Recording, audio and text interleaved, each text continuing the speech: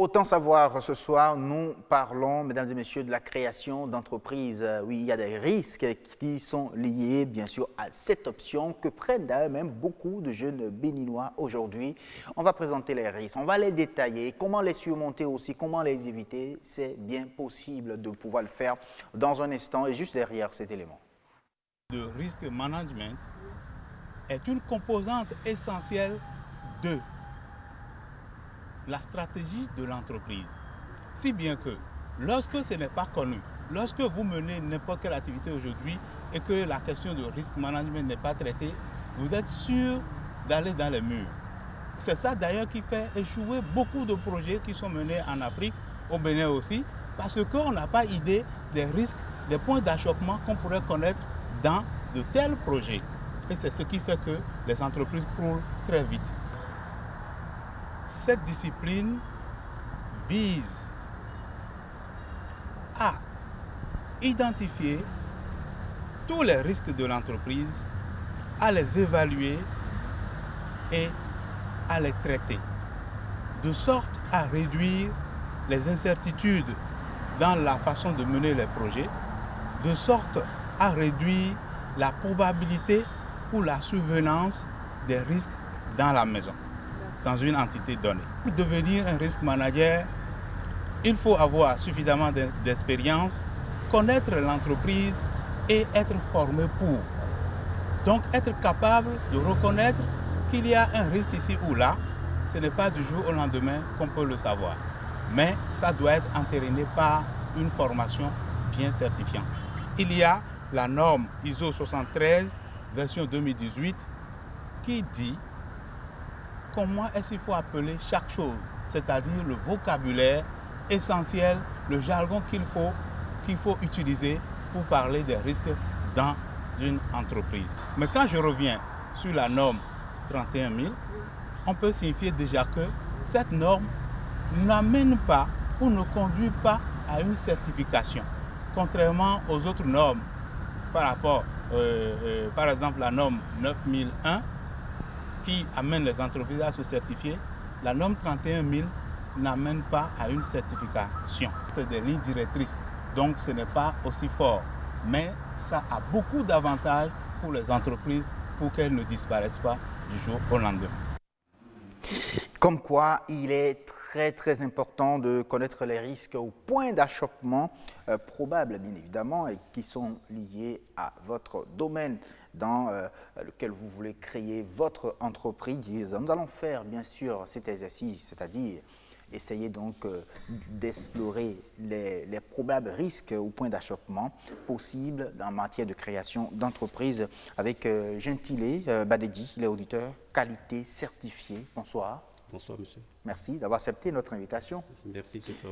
Bonsoir, Agnat Bello Onifade. Comment allez-vous? Assum Gaba, bonsoir, mesdames et messieurs, bonsoir. C'est un plaisir de vous retrouver. Et toutes mes excuses, je ne vous ai pas abandonné, j'étais plutôt sur d'autres fronts. Ah oui, ça c'est vrai. Vous y étiez, vous avez même conduit les bus et tout le reste. Pas parcourir le Bénin. C'est une surprise pour les téléspectateurs. C'est une surprise. On verra tout ça bientôt, très bientôt à travers un documentaire.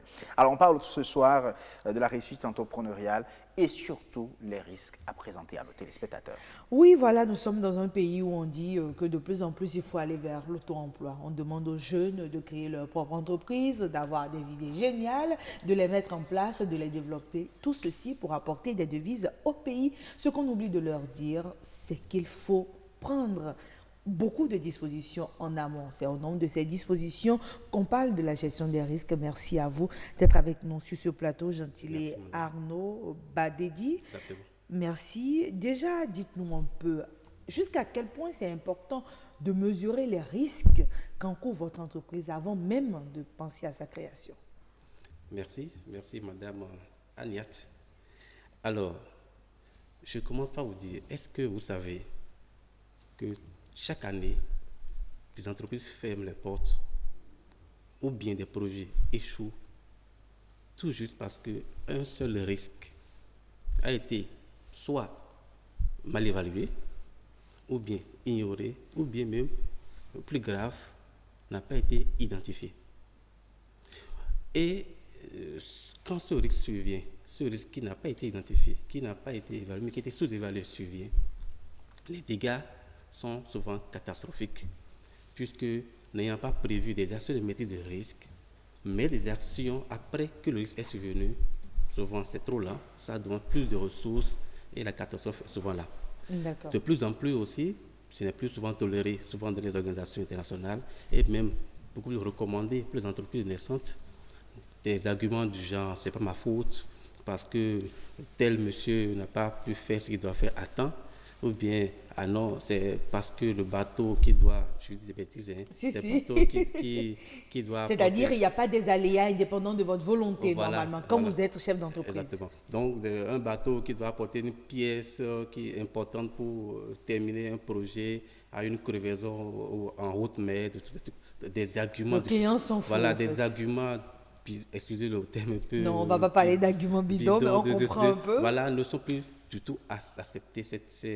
Ne sont plus acceptés. C'est pour vous allez voir toutes les normes de management aujourd'hui à l'international, que ce soit la norme ISO 9001, 14001 ou 45001, exigent que les entreprises puissent identifier et maîtriser les risques liés à leur entreprise. Si c'est que le problème doit survenir, vous devez savoir déjà s'il peut arriver tel problème, il peut survenir tel problème, et donc déjà prévoir des plans pour pouvoir surmonter cela. Bien sûr.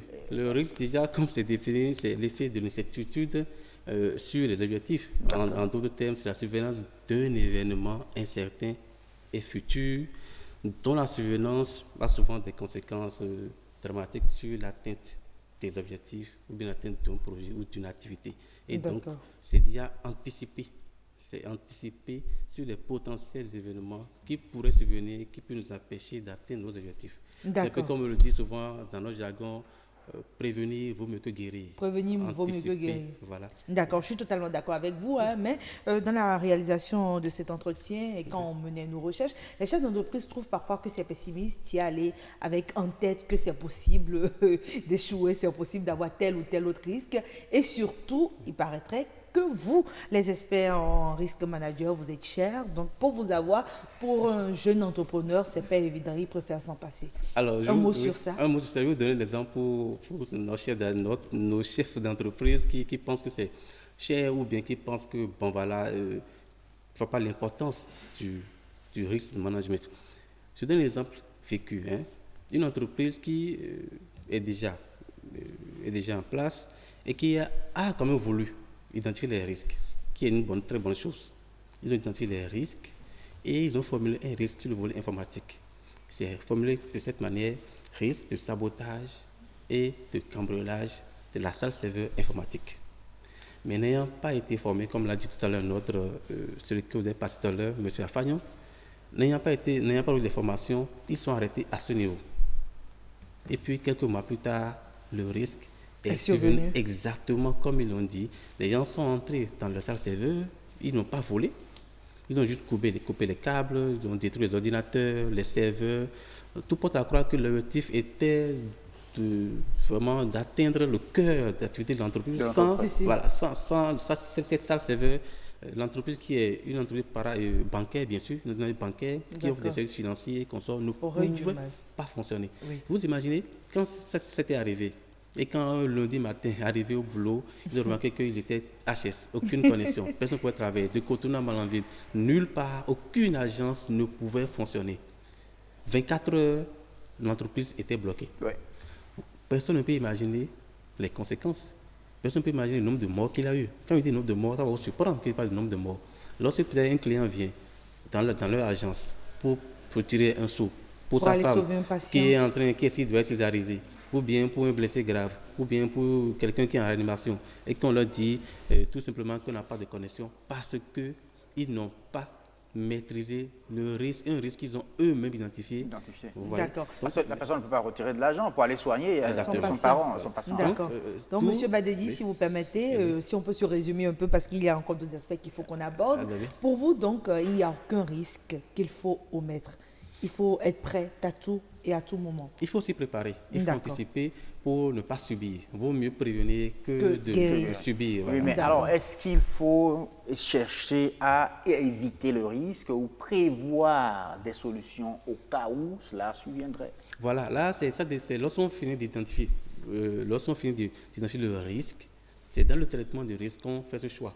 Parce que le choix revient au chef d'entreprise ou bien voilà. Il peut choisir de prendre le risque. Attention, ce n'est pas tous les risques qu'on évite. Le risque, il peut voir que, attention, j'ai une opportunité, mais je cours le risque peut-être, de perdre peut-être 10 millions dans cette opportunité. Mais si ça a réussi, je peux gagner 100 millions. Je me dis, je pouvais prendre le risque de perdre 10 millions que de ne rien faire et perdre 100 millions. Donc, on peut choisir, après avoir identifié le risque, on peut choisir de prendre le risque. C'est ça, en fait, ça permet de prendre des décisions éclairées. Vous savez là où vous allez.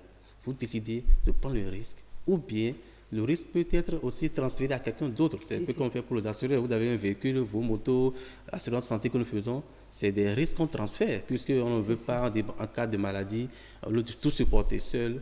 On transfère ça à une assurance pour dire. Et on paie un peu. On paie un peu. Et après, donc c'est déjà le risque, le du risque que vous faites comme ça, déjà en transfert. Donc il y a plusieurs façons de gérer ce risque-là. En fonction du risque, en fonction des objectifs que vous poursuivez, c'est à vous de décider s'il faut le risque, il faut l'éviter anticarrément. Ah là, je prends ce risque, ou bien je prends le risque, ou bien le risque de transférer, ou bien de mettre des actions de maîtrise de risque pour que lorsque le risque survenait et puis lorsque survient, que l'impact de ce risque ne soit pas assez... D'accord. Maintenant, dites-nous un peu, est-ce que le management des risques concerne toutes les entreprises? Ah oui. Et la norme ISO 31000, c'est la version 2008, c'est la norme par excellence pour la gestion des risques. Elle est claire dessus. Le management des risques peut s'appliquer à tout type d'entreprise, que ce soit public, privé, que ce soit des collectivités, que ce soit des groupes, des associations, des ONG, des projets, même à l'échelle individuelle. Merci. Même en famille. Merci. Même à l'échelle individuelle.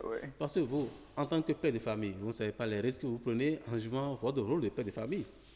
En tant que journaliste, les risques que vous prenez en subissant tous les jours, vous voyez tout ce qu'il y a comme lumière, l'intensité de la lumière que vous... donc la gestion des risques va jusque dans ces aspects-là, qui peuvent paraître anodins. Mais anodins, tous les jours, vous les journalistes, vous avez ça tous les jours, sur vos regards, les lumières, tout ça. Même les Il faut donc prendre connaissance des risques liés au maquillage, liés tout à l'heure, quand vous maquillez, je dis, est-ce que mon journaliste savait qu'il entreprenait un risque? Parce que, je ne sais pas si c'est peut-être bon de le dire, mais c'est les mêmes équipements qu'ils utilisent à tout le monde. Non, c'est pas le même. C'est différent. C'est un risque déjà évité. C'est déjà un risque qu'on a essayé d'éviter. Tout à l'heure, en tout cas, c'est quand même le même. Je ne sais pas comment vous l'appelez. Qui était Non, c'est pas le même. Ça se ressemble, c'est pas le même. Ça se ressemble, mais c'est identifié. Bon, là, c'est bien. Mais là, si ce n'est pas le même, là, c'est super bien. Ça veut dire déjà que vous avez bien anticipé. Et vous êtes toujours dans votre peau de manager des risques, vous voyez les risques éventuels, comment les éviter. Parlons à présent de comment élaborer la cartographie des risques d'une entreprise. Bien. Alors, à ce niveau, il faut 5 étapes.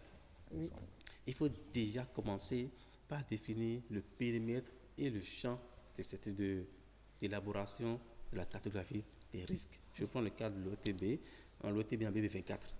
BB24, c'est une partie de l'OTB, si je ne me trompe pas. Oui. Voilà. Donc, on peut choisir, est-ce que l'élaboration de la carte de risque va concerner aussi bien l'OTB, la maison mère et BB24, ou bien, pour un début, on commence d'abord par BB24, seul. Et on définit clairement le périmètre et le champ sur lequel on va élaborer la carte de risque. Ça, c'est l'étape numéro 1. Bon, c'est l'étape numéro 1. Mais dans cette étape-là aussi, il faut aussi déterminer aussi ce qu'on appelle le contexte de l'entreprise. Dans quel contexte vous évoluez? L'entreprise qui est naissante, dans quel contexte elle veut évoluer? Quelles sont les concurrents sur le terrain? Quelles sont les possibilités? Quelle est la part de marché sur le terrain? Et savoir quels sont son contexte interne. Dans le contexte interne, alors quelles sont les forces et faiblesses de l'entreprise? On va pouvoir déterminer en quoi est-ce que l'entreprise pense être meilleure, avoir les atouts que d'autres n'ont pas. Quelles sont ses faiblesses? que les concurrents offrent et Donc, qu'ils n'ont pas. D'accord. c'est tout ça qu'il faut donc Il faut- prendre en ça, compte, c'est- faire de insight vraiment de Voilà, de ça l'entreprise. c'est l'étape numéro 1. Oui, monsieur Voilà, Yentile, je Je crois que pour le pense qu'on reste va des parler étapes, des autres étapes Oui. très Bon. prochainement, si vous Oui. le voulez. Ben, semaine prochaine, on prend le rendez-vous avec monsieur Badedi, s'il est avec nous. On reviendra sur les différentes étapes d'élaboration de la cartographie des risques. Merci Oui. d'avoir été des nôtres à Siom Gaba. Merci Nous à vous, laissons- Agnat. Merci, C'était monsieur très rapide, Badedi. merci bien. À très très bientôt. Merci Ah oui, bien. ça a été très rapide. C'est toujours comme ça aussi, hein, sur le grand rendez-vous. Le temps ne nous suffit jamais, en tout cas pour aller plus loin. Mais on reporte. Ce n'est que partie remise. Je hein, suis à vous votre comprenez. disposition. Merci à vous. Merci bien.